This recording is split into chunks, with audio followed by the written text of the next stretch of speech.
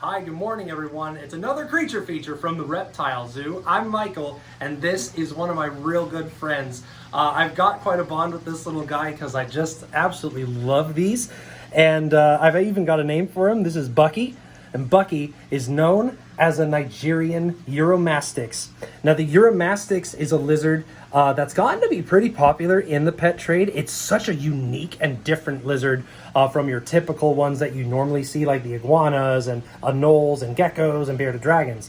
This guy is from Africa, of course, Nigerian Uromastyx being from Nigeria and several other surrounding countries.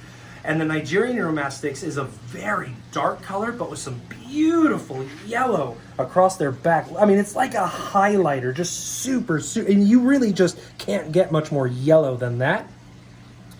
They have a really flattened body, and they're a little bit on the pudgy side, and that's another thing I just adore about these lizards. And if any of you love scratching or petting lizard bellies, this is the lizard for you. But these guys use that flattened body to help kind of wedge themselves in rocky crevices and hide out from predators and just stay out of trouble. But one of the other really interesting and unique things about these guys is that tail. Take a real good close-up look at that, and I wish you guys had field of vision, but this animal does have a pretty spiky, rough tail.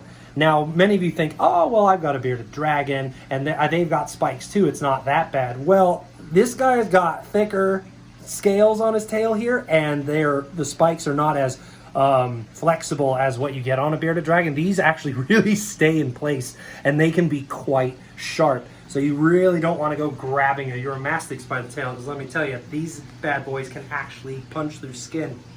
Now, thankfully, they don't use it to like whack a predator with or whack you with. What they actually do is they make it a barricade. When they've wedged themselves into a rocky crevice, when they're being chased by a predator, they'll actually take this tail and curl it sideways to kind of put the whole tail, the length of the tail between them and the predator. This not only helps to wedge them into the rock and make it even harder to pull them out, but I mean, that predator's trying to grab it with its mouth, and quite frankly, if you're sitting there biting away at this tail, that's gonna hurt. I don't really care what you are. That is not gonna feel very good, getting a mouthful of spiky, barricade between your gums.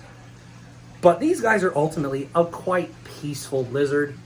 They're really not known for aggression, and they're vegetarians. For any of you that maybe get a little bit squeamish about bringing bugs home to feed a lizard, you don't have to worry about that with these guys. They love their lettuce, they love fruits, they love little flowers. And it's a cute lizard too. They've got quite a little, not quite as pointy of a face. It's almost a little bit more squished, kind of like a bulldog almost. So you could think of it that way. It's like the bulldog of the lizard world. And they're not really a climber either, so you don't really have to worry much about that.